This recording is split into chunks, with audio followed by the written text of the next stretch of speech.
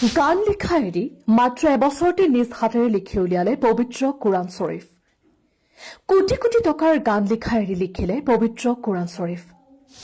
মাত্ৰ এবছৰৰ ভিতৰতে সম্পূৰ্ণ কোৰাণ নিজ হাতেৰে লিখি এগৰাকী যুৱতীয়ে কঁপাইছে এতিয়া বিশ্ব। আজিৰ এই ভিডিঅ'টো দেখাৰ পিছত আপুনিও কান্দিবলৈ বাধ্য হ'ব। আপুনি ভিডিঅ'টো ইমানেই শ্বেয়াৰ কৰক যাতে বিশ্বৰ প্ৰতিটো প্ৰান্তৰ প্ৰতিগৰাকী মানুহে চাব পাৰে।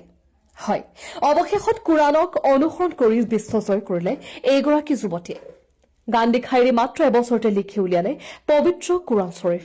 যিখন হাতেৰে এসময়ত তেওঁ লিখিছিল গান, সেইখন হাতেৰে তেওঁ লিখিলে পবিত্ৰ কোৰাণ। যিখন হাতেৰে এটা সময়ত নামী দামী গান লিখিছিল, সেইখন হাতেৰে লিখিলে পবিত্ৰ কোৰাণ শ্বৰীফ। কোৰাণ লিখাৰ উদ্দেশ্য শুনিলে কান্দিবলৈ বাধ্য হ'ব আপুনি। এজন সাংবাদিকে যুৱতীগৰাকীক প্ৰশ্ন কৰিছিল যে আপুনি এটা গান লিখিলে কোটি কোটি টকা উপাৰ্জন কৰিব পাৰে। আপোনাৰ এটা গানৰ মূল্য কোটি কোটি টকা, কিন্তু আপুনি গান লিখাৰ